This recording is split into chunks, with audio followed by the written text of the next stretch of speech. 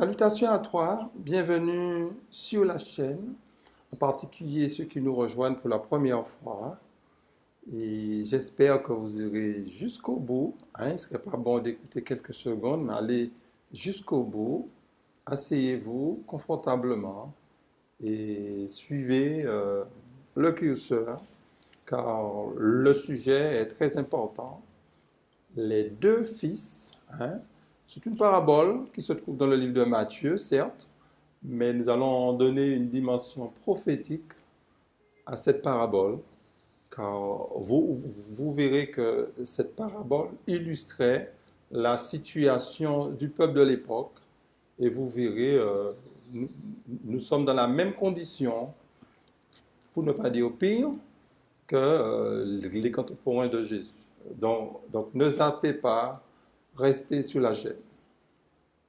Que Dieu puisse nous bénir et qu'il nous donne son Saint-Esprit et nous conduise dans toute la vérité, car sans son esprit, on ne peut pas aller loin. OK? Matthieu, le chapitre 21, versets 28 à 32. Que vous en semble? Un homme avait deux fils, et s'adressant au premier, il dit: Mon enfant, va travailler aujourd'hui dans ma ville. Il répondit: Je ne veux pas. Ensuite, il se repentit et il alla. S'adressant à l'autre, il dit la même chose. Et ce fils répondit: Je veux bien, Seigneur. Et il n'alla pas. Lequel des deux a fait la volonté du Père? Ils répondirent: Le premier. Et Jésus leur dit: Je vous le dis en vérité, les publicains et les prostituées vous devanceront dans le royaume de Dieu, car Jean est venu à vous dans la voie de la justice, et vous n'avez pas cru en lui, mais les publicains et les prostituées ont cru en lui, et vous avez vu cela. Vous n'êtes pas ensuite repentis pour croire en lui. C'était la dernière semaine de Jésus sur la terre. Il venait de purifier le temple. Il s'est mis à enseigner. On lui a demandé par quelle autorité il faisait cela. Et il a illustré deux paraboles. Nous allons nous contenter d'une aujourd'hui et l'autre peut-être une autre fois. Mais cette parabole-là, quand je l'ai lue, quand je l'ai examinée, je me suis dit que cette parabole-là peut nous apporter énormément sur notre situation. Alors, l'homme de la parabole, vous avez compris, c'est Dieu. Et ses deux fils, ses enfants, représentent ceux qui le reconnaissent comme père. Donc, ces enfants, qui sont ces enfants? Sont ceux qui l'ont accepté comme sauveur, qui ont accepté Jésus comme sauveur, ceux qui sont passés par le baptême, n'est-ce pas? Une fois qu'on est passé par le baptême, nous devenons tous enfants de Dieu. Donc, un père qui s'adresse à ses deux enfants, des enfants qui le reconnaissent comme père. 1 Jean 3, verset 1 nous dit: Voyez quel amour le Père nous a témoigné parce que nous soyons appelés. Voyez quel amour le Père nous a témoigné pour que nous soyons appelés enfants de Dieu. Nous le sommes. Si le monde ne nous connaît pas, c'est qu'il ne l'a pas connu. Alors ici, remarquez bien, ça confirme ce qu'on a vu. Pour être appelé enfant de Dieu, il faut accepter Jésus. Donc, la parabole s'adresse à des personnes qui ont accepté Jésus. Cette parabole s'adresse à des croyants. On est d'accord? Donc, dans l'Église, il y a ces deux classes de personnes, ces deux classes d'enfants, ces deux classes de serviteurs. Mais ces deux classes-là reçoivent le même ordre, le même commandement. Va travailler dans ma ville. C'est quoi la ville? Dans Ésaïe 5, le verset 7, la vigne de l'Éternel des armées, c'est la maison d'Israël. Et les hommes de Juda, c'est le plan qu'il chérissait, qu'il avait espéré de la droiture. Et voici du sang versé, de la justice, et voici des cris de détresse.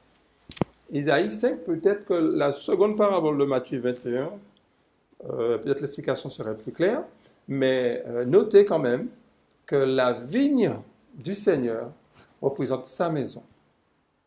Donc quand on accepte Jésus comme notre sauveur personnel, Dieu nous demande de travailler dans sa maison, de nous unir à nos autres frères et sœurs pour le faire connaître. C'est ça que cela veut dire. Ce qui veut dire que nous sommes tous des ouvriers. Nous sommes tous des acteurs. Hein? Nous sommes tous engagés. N'ignorez pas ça, mes amis. Quand vous prenez le baptême, vous n'êtes pas des spectateurs. Alors, quand le prédicateur le samedi, il nous dit quels sont ceux qui veulent s'engager pour Dieu, après sa prédication, et on se met debout, mes amis, depuis notre baptême, nous nous sommes engagés. Nous oublions cela. Donc, Dieu nous demande de travailler pour le salut des âmes, de nous unir, de conjuguer ensemble pour pouvoir faire connaître le salut. Ça, c'est très important. Donc, nous devons transmettre le salut. Nous ne travaillons pas pour obtenir le salut. Nous travaillons pour proclamer le salut. Dieu s'adresse à des personnes qui ont accepté son salut. Donc le travail ne consiste pas, ah oui, si vous travaillez bien, non, c'est pas ça, vous serez sauvés. Non, ce travail-là consiste à proclamer, n'est-ce pas, le message que nous avons reçu. C'est ça. Il s'adresse, je répète, à ces enfants qui ne doutent pas qu'ils ont un père, qui sont quiets, qui n'ont... Non, ils ne doutent pas qu'ils ont un père. Ils savent que le père est bienveillant, etc. Il n'y a pas de souci à ce niveau. Mais le souci, c'est des enfants qui sont rebelles. Il y a un qui dit non, après il va. Il y a un qui dit oui, il ne va pas. Le problème, c'est au niveau des enfants. OK? Mais notez que l'obéissance vient après le salut. OK? C'est quand on a compris qu'on est sauvé, à ce moment-là, on fait tout pour communiquer cette bonne nouvelle. Et qui dit bonne nouvelle, on est dans la joie quand on communique. On n'est pas triste. Quand on a une bonne nouvelle, on sait comment on est, mes amis. Donc, il y a beaucoup de personnes dans le monde qui nous attendent. Beaucoup de personnes en difficulté, beaucoup de personnes qui sont dans les ténèbres, beaucoup de personnes qui ont besoin d'un conseil, beaucoup de personnes qui ont le fardeau, de même que nous étions de leur nombre.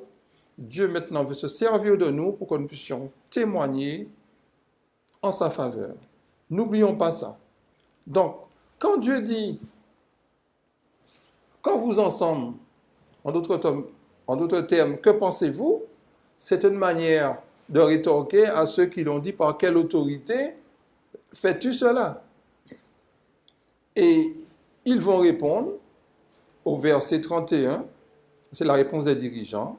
Lesquels des deux a fait la volonté du Père? Ils répondirent, le premier. Et Jésus leur dit, je vous le dis en vérité, les publicains et les prostituées vous devanceront dans le royaume de Dieu, car Jean est venu à vous dans la voie de la justice, et vous n'avez pas cru en lui, mais les publicains et les prostituées ont cru en lui, et vous avez vu cela. Vous ne vous êtes pas ensuite repentis pour croire en lui. Alors, pourquoi Jésus leur a dit que vous ensemble, ou bien que pensez-vous? C'est parce que ces personnes contestaient l'autorité du Christ. Jésus était entouré des personnes, vues à leurs yeux, des personnes de mauvaise vie. Mais ces personnes, mes amis, avaient été touchées par la prédication de Jean-Baptiste. Oui, ces personnes avaient de mauvaises vies. Oui, certaines se prostituaient, d'autres publicains avaient... Il n'y a pas de souci. Mais ces personnes, quand elles ont rencontré Jésus, quand elles ont rencontré d'abord Jean le Baptiste, ces personnes se sont repenties. Et quand d'autres ont rencontré Jésus, ils ont mis de l'ordre dans leur vie. Donc quand ces gens-là se trouvaient avec Jésus, c'était des personnes repentantes. Et quand Jésus dit au verset 32, n'est-ce pas, mais les publicains et les prostituées ont cru, et vous avez vu cela, c'est une manière de dire que vous avez vu les fruits. Mais ces personnes-là refusèrent, n'est-ce pas, le témoignage de ces personnes, des publicains, parce qu'à leurs yeux, c'était encore des prostituées, c'était encore des publicains, c'était des personnes qui ne voulaient pas que Dieu, qui ne voulaient pas accepter leur pardon de ces personnes. Mes amis, Dieu a transformé la vie de tous ces individus qui étaient exclus de la synagogue, ces individus qu'on disait qu'il n'y a pas de salut pour eux. Mais mes amis, que nous dit le texte? Ces personnes ont mis de l'ordre dans leur vie. Donc ce n'étaient plus des gens de mauvaise vie. Ce n'étaient plus des malfaiteurs, ce n'étaient plus des prostituées.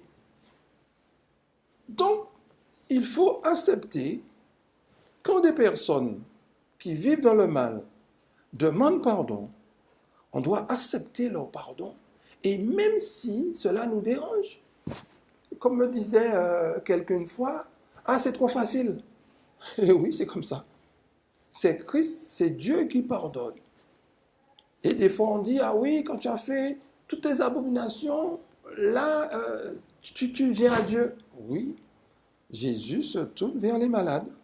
Jésus se tourne vers les pécheurs. Les pharisiens, d'après eux, les dirigeants n'avaient pas besoin de repentance. Qu'est-ce qui s'est passé? Ils ont perdu.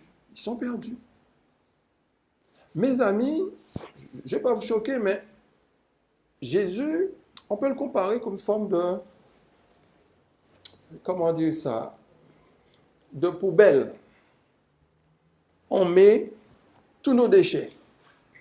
Tous nos déchets. Tous nos déchets. Parce qu'à un moment donné, il n'y aura plus de poubelle. Jésus, c'est lui, n'est-ce pas? Il est mort pour chacun d'entre nous.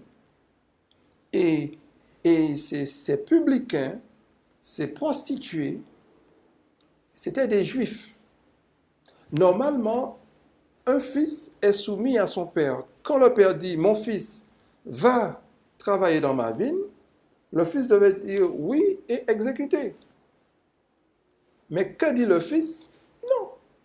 Une manière, c'est que ce sont des juifs qui ont été élevés dans la religion, n'est-ce pas? Mais c'est des personnes que la vie a abîmées, les épreuves, et au lieu de faire le travail dans la vigne, qu'est-ce qu'ils ont fait? Certaines sont tombées dans la prostitution, d'autres publicains, des gens de mauvaise vie. Ils ont pataugé dans le mal, ils ont pataugé dans le péché. Et les dirigeants qui ont vu ça n'étaient pas contents. Mais ce que les dirigeants ont oublié, c'est que ces personnes, à un moment donné, ont rencontré leur Dieu, ont fait la paix avec Dieu. Donc ces personnes au départ qui ont dit non, quoi qu'ils devaient dire oui parce qu'ils étaient fils, ils étaient israélites, mais qu'est-ce qui s'est passé? À un moment donné, ils vont faire la paix avec Dieu. Et ces personnes-là entourent Jésus, ils sont en train de travailler dans la ville, ils sont en train d'être avec Jésus, n'est-ce pas? D'annoncer, n'est-ce pas, cette bonne nouvelle. Et tandis que ceux qui ont dit oui, qui soi-disant travaillaient, en réalité ne travaillaient pas. Les pharisiens qui jeûnaient 2 fois dans la semaine, qui filtraient l'eau de peur de tomber sur un insecte impur, etc., ne faisaient pas le travail. C'est parce qu'ils avaient le message, la vérité sur la cérémonie, comment on dit la cérémonie, hein, les fêtes cérémonielles, voilà le mot, mais ils n'ont pas accepté Jésus. Alors que le judaïsme, comme je dis toujours, devait préparer la venue du Messie. Jésus étant venu, ils ont fermé les yeux sur le Messie, et le fait d'avoir fermé les yeux sur le Messie, ils ne travaillaient plus. Ils pensaient qu'ils travaillaient, ils ne travaillaient plus. Quand on travaille avec Dieu, il y a des mises à jour, il y a des vérités additionnelles que Dieu envoie. Donc Dieu a envoyé un message. Au départ, c'était le judaïsme, mais quand Jésus est venu, l'Église devait, n'est-ce pas, passer à un autre stade. C'était le christianisme. Et le christianisme, comme je dis souvent, est une addition au judaïsme. Mais puisqu'ils ont rejeté le christianisme, ils ne travaillaient pas. Et ils se sont mis à fustiger tous ceux, n'est-ce pas, qui ont accepté Jésus. Et qui est-ce qui a accepté Jésus? Les gens de mauvaise vie. Les gens qui avaient un dégoût d'eux-mêmes. Prenons l'exemple d'une prostituée. Une prostituée, son corps est livré à tout le monde. N'est-ce pas? Mais cette prostituée-là, une fois qu'elle rencontre Jésus, qu'elle a rencontré Jésus, cette prostituée-là met de l'ordre dans sa vie. Et les gens qui entouraient Jésus avaient laissé la prostitution. Les femmes avaient laissé la prostitution. Faisons très attention, mes amis, la manière que nous considérons nos prochains. OK?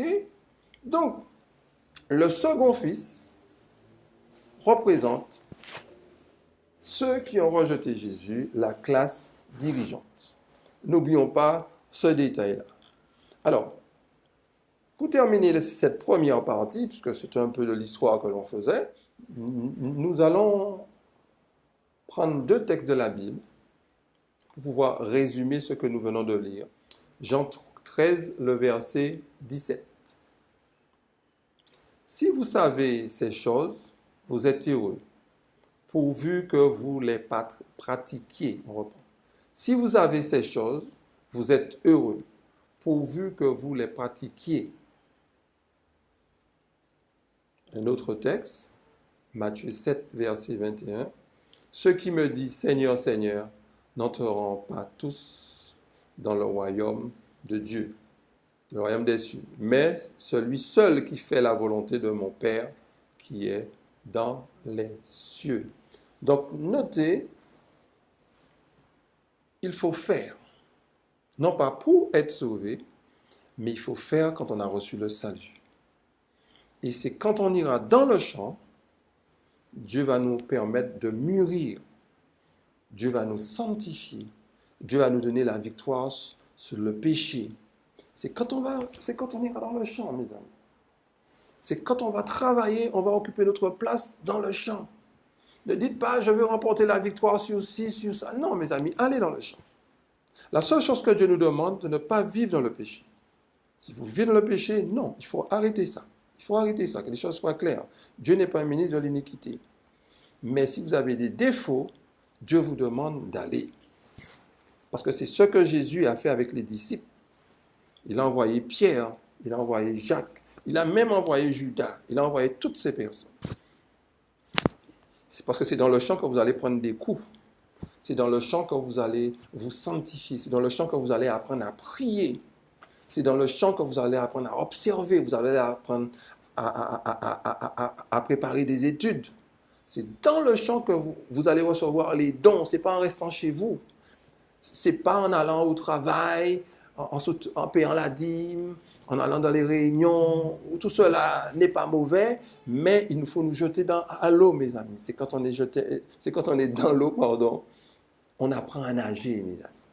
On apprend à nager. Donc, il nous faut travailler dans la vigne. Donc, il ne s'agit pas de dire Seigneur, Seigneur, Seigneur, tu es grand, tu es merveilleux. Dieu n'a pas besoin qu'on le flatte le sabbat. Ce que Dieu nous demande, c'est de faire. Partage. Je suis grand. Eh bien, d'accord. Eh bien, va dans le champ. Montre aux gens que je suis grand. C'est ce qu'il demande, non pas des lèvres, mais surtout à travers nos actions.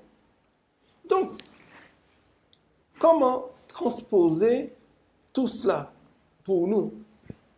Parce que nous avons compris que le critère de la sincérité ne réside pas dans les paroles, mais dans les actes. Nous avons bien compris ça. nous avons vu que Dieu a apporté par l'intermédiaire de Jésus un message additionnel et on a pu voir qui est-ce qui travaillait dans la vigne et qu'est-ce qui ne travaillait pas dans la vigne. On s'est rendu compte, à l'époque de Jésus, ceux qui travaillaient dans la vigne, c'était ceux qui étaient considérés comme des gens de mauvaise vie, c'était des parias, c'était des gens qui étaient radiés, et ceux qui, soi-disant, étaient honorés, ceux qui allaient au temple, ceux qui avaient des responsabilités, c'est eux qui occupaient les positions importantes, mais ne travaillaient pas. Donc faisons extrêmement attention. Ne jugeons pas les gens selon l'apparence. Donc, je vais illustrer cela pour nous qui sommes parvenus au XXIe siècle. Tournez avec moi dans Malachie, le chapitre 3, le verset 1. Voici, j'enverrai mon messager, il préparera le chemin devant moi, et soudain entrera dans son temple le Seigneur que vous cherchez, et le messager de l'alliance que vous désirez. Voici, il vient, dit l'Éternel des armées. Alors, ce chapitre, nous l'avons déjà expliqué.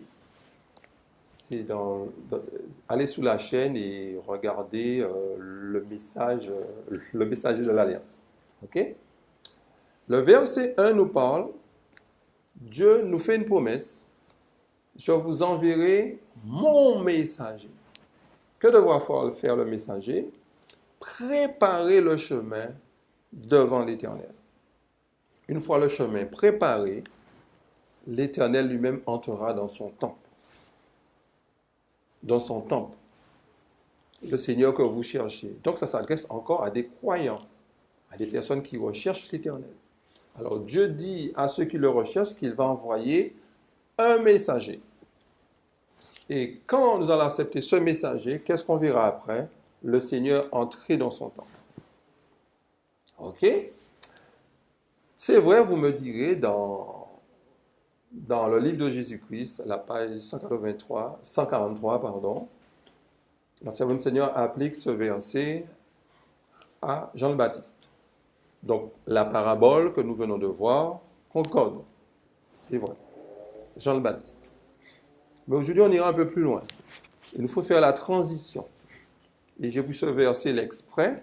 C'est pour résumer ce qu'on a vu, la première partie, et pour parler de nous. Reprenons le texte.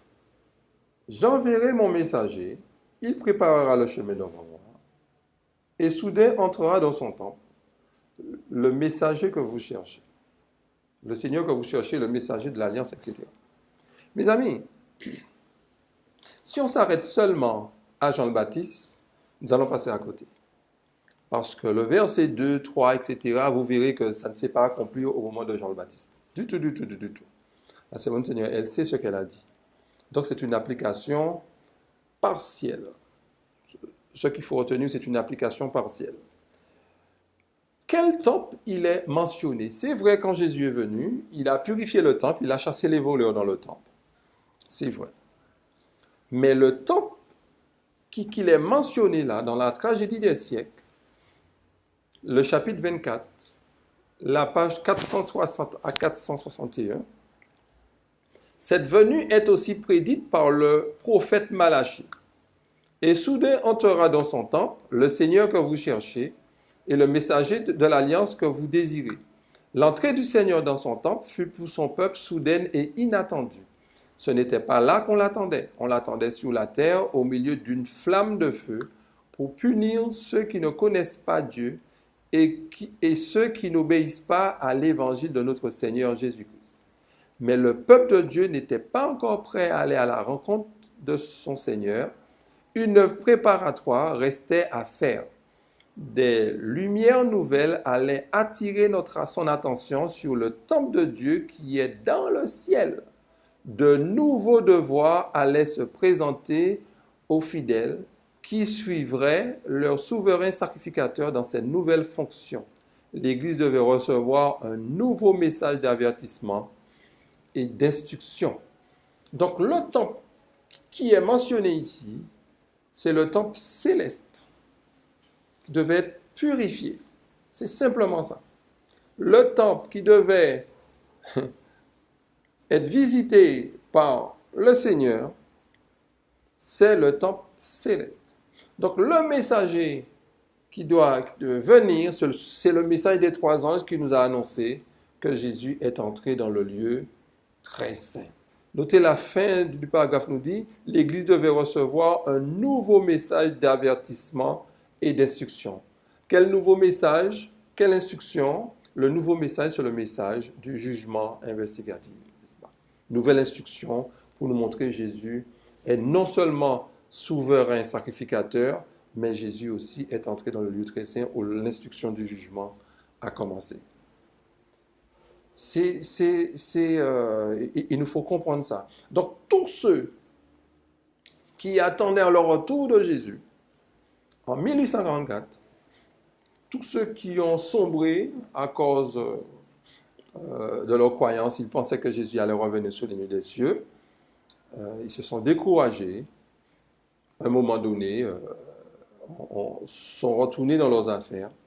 Et ceux qui sont restés, Dieu les a demandé d'aller travailler dans la ville. Donc, depuis là, on trouve ces deux classes de personnes. Parce que le message des 3 anges, l'église Laodicée, c'est cette église qui doit préparer le retour de Jésus. Donc, quand vous faites membre de cette église, n'oubliez pas que vous êtes là pour travailler dans la ville. Mais travailler dans la ville avec les instructions que Dieu a données. Il ne s'agit pas de répéter ce que les baptistes disaient en 1844, qui est un sanctuaire terrestre. Il ne s'agit pas de parler de la justification par la foi comme cela a été enseigné dans les années 1833-44. Il faut tenir compte maintenant de l'addition, des mises à jour que Dieu fait dans ses enfants. Quand nous refusons ces mises à jour-là, qu'est-ce qui se passe? On ne travaille plus.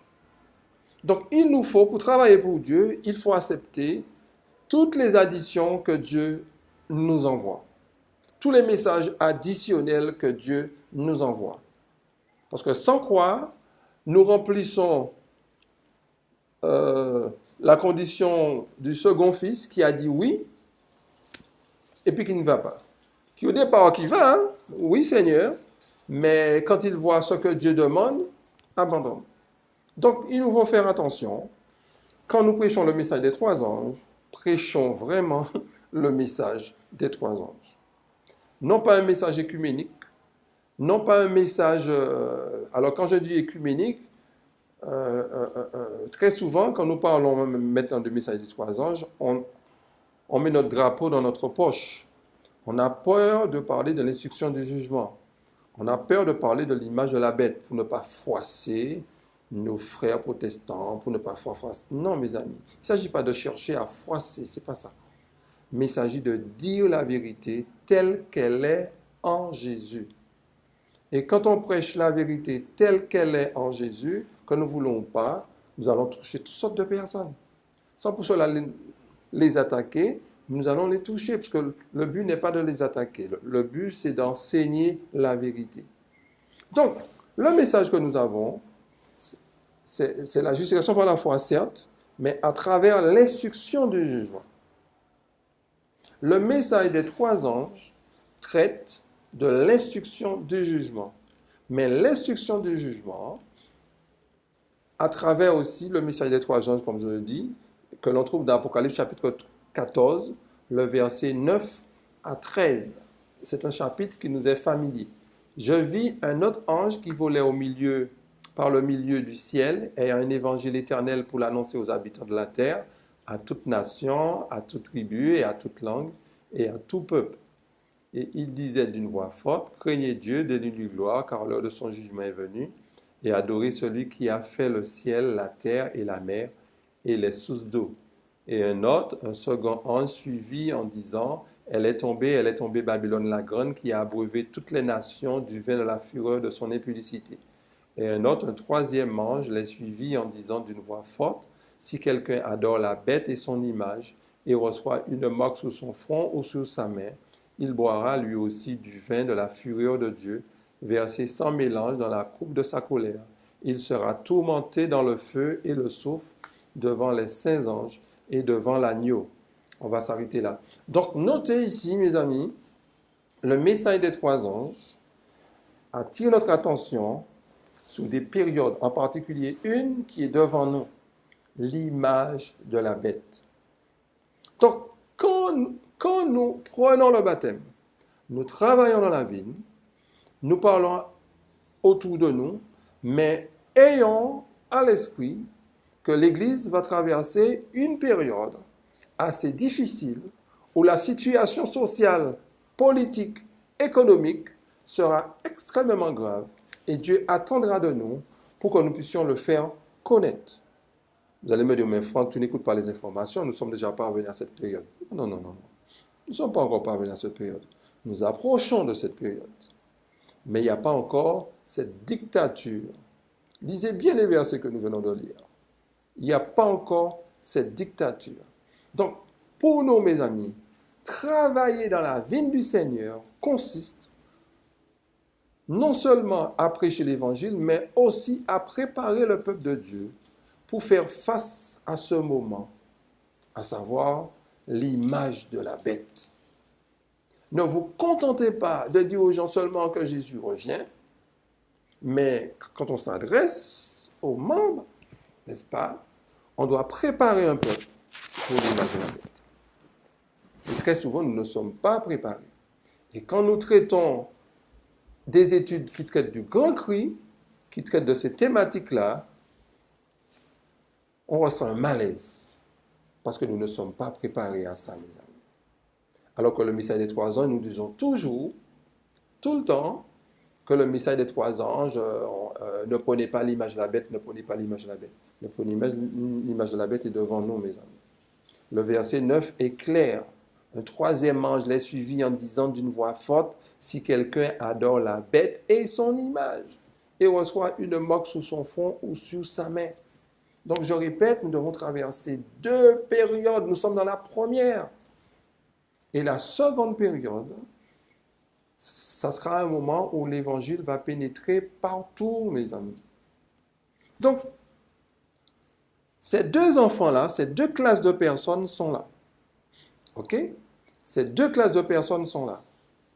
Mais quand Dieu nous dit, va travailler dans ma vigne, il faut tenir compte de la vérité au temps présent. Il ne s'agit pas de répéter ce que disent toutes les autres églises.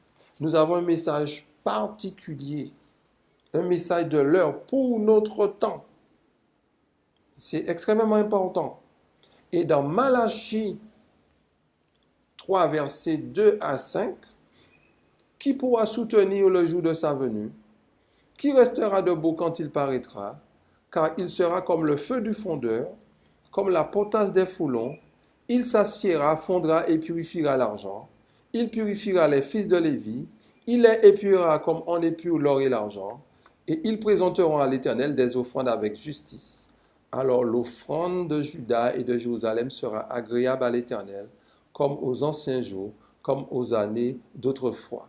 Je m'approcherai de vous pour le jugement. Je me hâterai de témoigner contre les enchanteurs et les adultères, contre ceux qui jouent faussement, contre ceux qui retiennent le salaire du mercenaire, qui oppriment la veuve et l'orphelin, qui font tort à l'étranger et ne me craignent pas, dit l'Éternel des armées. Donc, il y a plusieurs questions, il y a au moins deux questions qui sont posées. Qui pourra soutenir le jour de sa venue? Sa venue où? Dans son temple. C'est parce que dans le livre de vie, il y a des livres qui sont ouverts. OK? Il y a des livres. Et les livres vont témoigner, vont dire qu'est-ce qu'on a fait, qu'est-ce qu'on n'a pas fait. Imaginez, on ouvre le livre. Un exemple, le livre de vie. On commence par les premiers habitants de la terre, traduit des siècles, page 525. On commence à Adam, on regarde dans le livre de souvenirs, on regarde sa vie. On regarde sa vie et il y aura des noms qui seront maintenus dans le livre de vie, mais il y a d'autres qui seront radiés. Alors quand on dit qui pourra soutenir le jour de sa venue où? Non pas sa venue en gloire, comme le pensait William Miller, mais sa venue dans son temple. Quand il va ouvrir le livre de vie dans le lieu très saint qui pourra soutenir le jour de sa venue, 2365 matins et le temple sera purifié, le sanctuaire sera purifié, c'est le livre qui sera purifié. On est d'accord? Le livre qui sera purifié. Mes amis, il y aura plus de radiation que de noms qui vont rester, les amis. Qui pourra soutenir quand il paraîtra? Il paraîtra où? Dans le lieu très saint. Il y aura très peu de noms qui pourra rester. OK? Donc, c'est pour cela qu'il nous faut faire très attention. Il nous faut travailler dans la vie. Et le maître nous aide à travailler. Le maître nous accompagne. Donc, très peu de personnes, mes amis, pourront subsister en ce moment-là parce qu'il y aura énormément de radiation. Mais notez, le verset 3 nous parle de purification. Même le verset 2 sera comme le feu du fondeur. Donc, on voit une purification. Il s'assiera, fondra, purifiera l'argent, purifiera le fils de Lévi, qui veut dire que le corps pastoral, il les épurera comme on épure l'or et l'argent, et ils présenteront à l'Éternel des offrandes avec justice. Notez qu'à l'issue de cette purification, il y aura des personnes qui vont présenter à l'Éternel des offrandes avec justice. Les morts ne peuvent pas présenter des offrandes. Les vivants. Ce sont les vivants qui peuvent présenter des offrandes.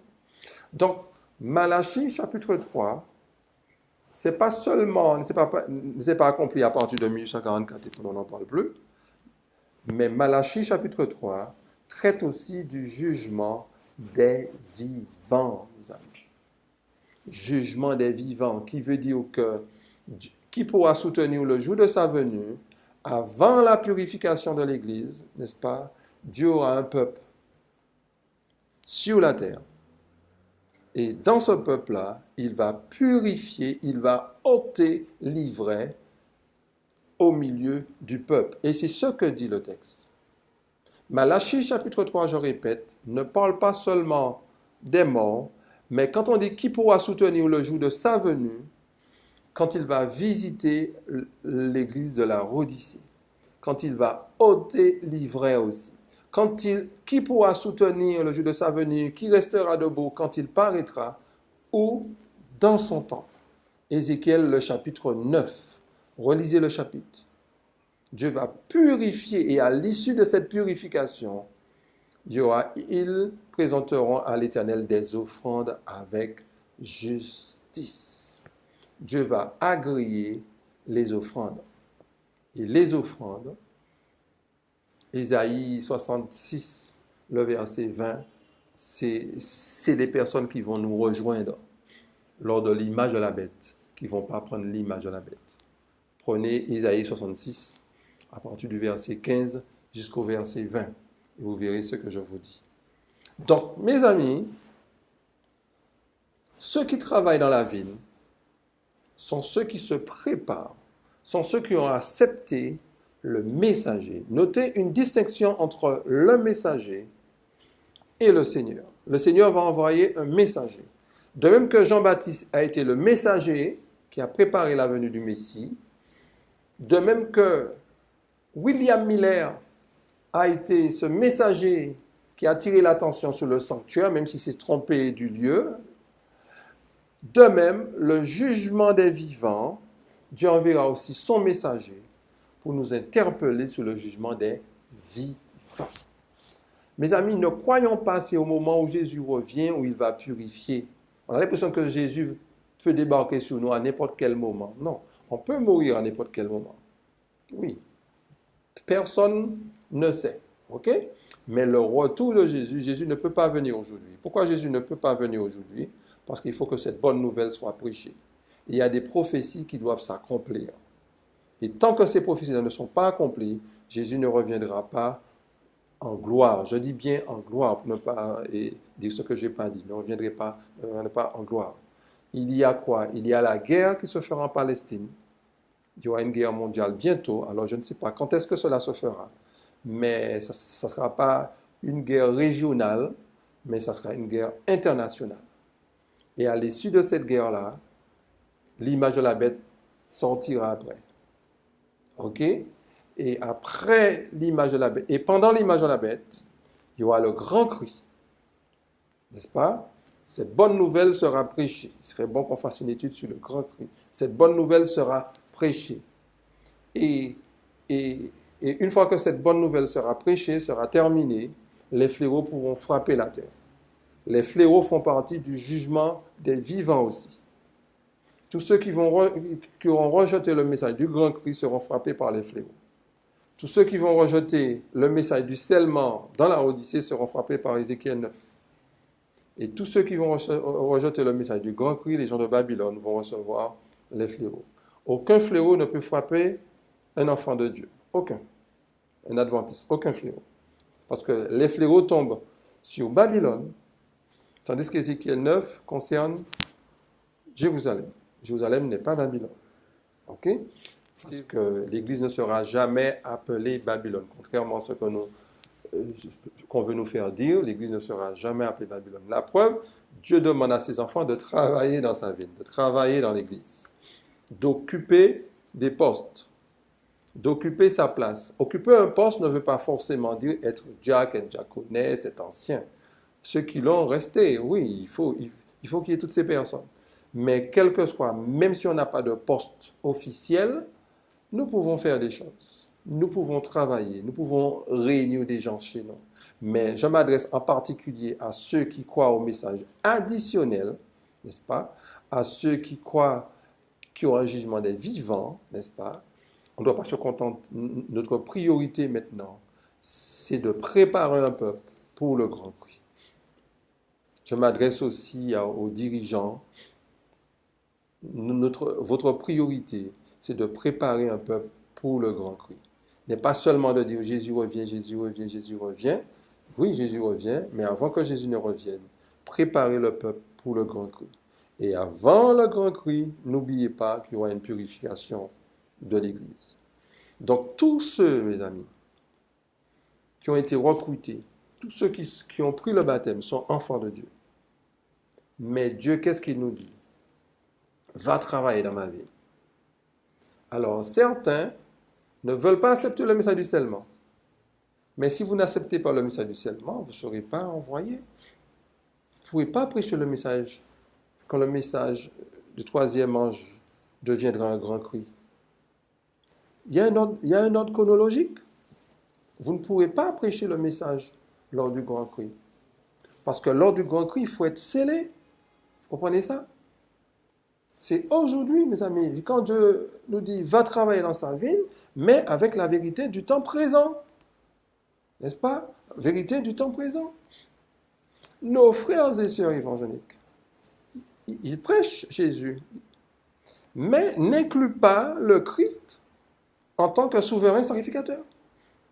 Ils présentent un Jésus qui est sauveur, ils ont raison, mais ils n'ont pas compris que Jésus est non seulement sauveur, mais aussi souverain sacrificateur. Et quand Jésus se trouve dans le sanctuaire en tant que souverain sacrificateur, dans le sanctuaire, il fait deux choses. Il est dans l'instruction du jugement. D'abord, il intercède pour les vivants. Il nous prépare pour le jugement. Une fois qu'on est mort, ou bien au moment où le jugement des vivants sera là, à ce moment-là, il nous faudra avoir le sceau. Et si on n'a pas le sceau, on ne pourra pas passer le test. Donc c'est pour cela que les prédicateurs doivent tout faire, non seulement préparer un peuple pour le retour de Jésus, mais comment ils doivent préparer le peuple pour le retour de Jésus? Dans l'ordre chronologique, d'abord préparer le peuple pour le scellement, pour être épargné du criblage, quand Dieu va trier, et aussi ceux qui vont constituer l'Église à ce moment-là seront envoyés aux quatre coins de la terre pour pouvoir proclamer le grand cri. Donc, Dieu sait qui travaille et qui ne travaille pas. Dieu sait. Qui est-ce qui nous a donné l'ordre? Va travailler dans ma vigne. Ce n'est pas la confiance générale. Ce n'est pas le pasteur. Ce n'est pas un groupe, ce n'est pas une organisation. C'est Dieu qui nous dit, va travailler dans ma vigne. Nous avons accepté Christ comme sauveur personnel. Donc, c'est lui qui nous a donné l'ordre. Si vous ne vivez pas dans le péché, et j'insiste là-dessus, allez. Mais allez avec les mises à jour, allez avec la vérité additionnelle. Travaillez dans la vigne du Seigneur. Associez-vous avec ceux qui enseignent la vérité additionnelle, de manière à mieux conjuguer nos efforts pour que le message soit atteint, pour que le message atteigne tout le monde. Et un passage d'Ellen White qui se trouve dans Témoignages pour l'Église, le volume 1. Quand il reviendra, la page 205, ce ne sera pas pour nous purifier de nos péchés, pour faire disparaître les défauts de notre caractère ou pour porter remède à notre faiblesse. À ce moment-là, cette œuvre devra être terminée. Quand le Seigneur reviendra, ceux qui sont saints continueront à l'être, ayant gardé leur corps et leur esprit dans la sainteté. Ils recevront l'immortalité, mais ceux qui seront injustes et souillés le resteront. Donc, ça n'a pas besoin de commentaire. Quand Jésus revient sur les nids des cieux, le serment est terminé. Ça ne sera pas pour nous purifier de nos péchés. Ça ne sera pas pour mettre les boucs à gauche, les brebis à droite. Même s'il y a un verset biblique qui le dit, mais il nous faudra nous pencher sur ces textes-là. Parce que le criblage se fait, la moisson se fait en amont. Ce n'est pas au moment où Jésus revient. OK? Donc, je veux insister sur la purification de l'Église, n'est-ce pas? Dans Témoignages pour l'Église, le chapitre 10, la page 73. Ici, nous remarquons que l'Église, le sanctuaire du Seigneur, sera la première à éprouver les effets de la colère de Dieu. Les anciens, ceux à qui il a donné une grande lumière et qui ont pour devoir de veiller sur les intérêts spirituels de la communauté, ont trahi leur mission. Ils ont prétendu qu'on ne devait point s'attendre à voir des miracles et des manifestations signalées de la puissance de Dieu comme au temps de l'Église primitive, de la primitive Église. Les temps ont changé, disent-ils. Ces paroles les fortifient dans leur incrédulité et ils disent, le Seigneur ne fera ni bien ni mal, il est trop miséricordieux pour répandre ses jugements sur son peuple. Paix et sûreté, tel est le cri que font entendre ceux qui ne leveront jamais plus la voix, comme une trompette pour déclarer au peuple de Dieu ses péchés et à Israël ses iniquités.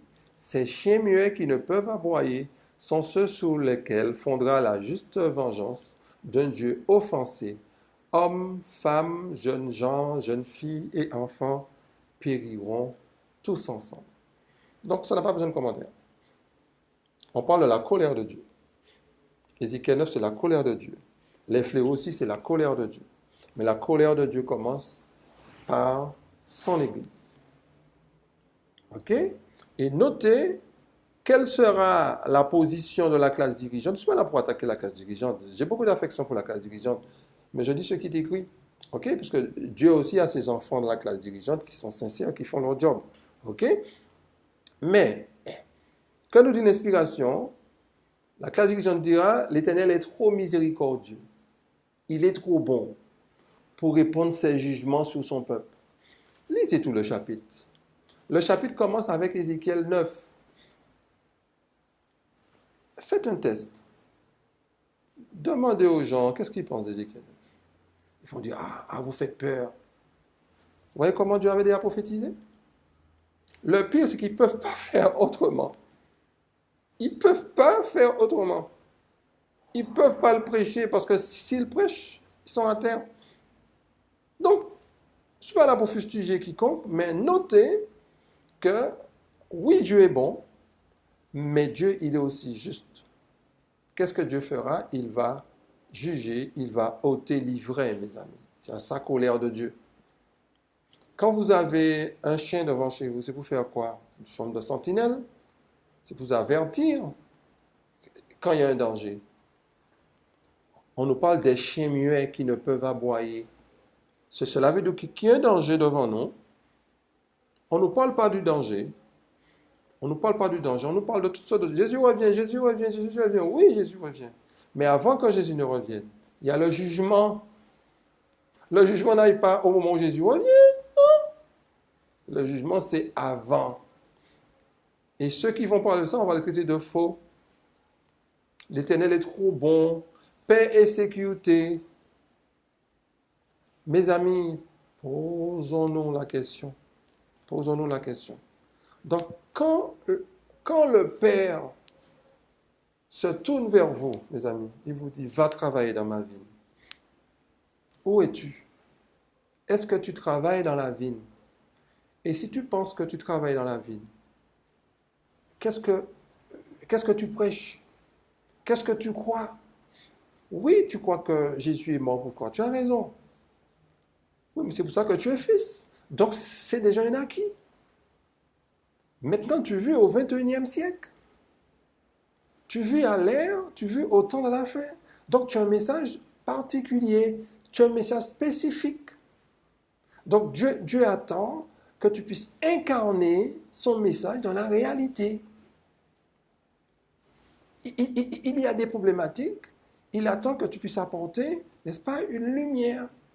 Ça ne veut pas dire que tu as une réponse sur tout. Ça ne veut pas dire qu'on est capable d'expliquer tout ce qui se passe dans le monde. Ce n'est pas vrai. C'est pas vrai. Même moi qui vous parle de prophétie, il y a des choses que je ne comprends pas. Et tous ceux qui vous parlent de la prophétie sur les différentes chaînes ne connaissent pas tout. Nous suivons ce que Dieu dit. Et nous avons même des fois du mal à comprendre ce qu'il dit. Mais n'oublions pas que Dieu attend de nous pour que nous puissions donner la nourriture au temps convenable. Et c'est là le but, mes amis. Donc, quand le Père nous dit, un homme avait 2 fils, s'adressant au premier, il dit, mon enfant, va travailler aujourd'hui dans ma vigne. Il s'adresse aussi à celui qui a pris le baptême. Et puis, qui est insouciant. Qui est insouciant. Peut-être qu'il ne se prostitue pas comme le faisait Marie, mais qui passe d'homme en homme, qui naît de la fornication, ou le samedi dans les boîtes de nuit, ou qui fait de la magie, que sais-je encore. Mais Dieu te dit, mais écoute, tu m'as accepté comme sauveur, mais qu'est-ce que tu fais? Sais-tu que j'ai un plan pour toi? Va travailler dans ma vie, prends conscience de ton état. Donc sors de là, je t'aime. Et à ce moment-là, qu'est-ce qu'on fait? On revient à Dieu. Mais crois que Dieu t'a pardonné. Même s'il y a des gens qui pointent le doigt sur toi. Même si ta conscience te condamne. Mais Dieu est plus grand que ta conscience. Et accepte son pardon. Accepte son amour. Et maintenant, témoigne. Témoigne. À ton niveau. Maintenant, toi qui dis, ah, moi je suis déjà dans l'œuvre. Je n'ai besoin de rien. Je suis riche. L'Éternel ne fera ni bien ni mal. Mais mon ami, si tu ne prêches pas la vérité au temps convenable, tu auras un problème. Et si toi tu penses que tu prêches la vérité au temps convenable et ta vie n'est pas sanctifiée, tu as aussi un problème. Donc prêcher, travailler pour Dieu, c'est non seulement prêcher la vérité au temps convenable, mais aussi vivre ce message. Alors, que Dieu nous bénisse. C'est un Dieu rempli d'amour. C'est un Dieu qui déborde. Il a énormément de choses à nous dire. Il veut nous employer. Il veut faire un chef-d'œuvre avec nous. Il veut mettre son talent en nous. Mais pour qu'il puisse mettre son talent en nous, il faut qu'on le reconnaisse comme Père. Enfants, obéissez à vos parents. Le premier parent nous devons obéir, c'est à Dieu. Et l'obéissance vient après avoir compris ce qu'il a fait pour nous. Il a mis en danger sa divinité. Donc, à lui soit la gloire. Ouais, jusqu'à la fin.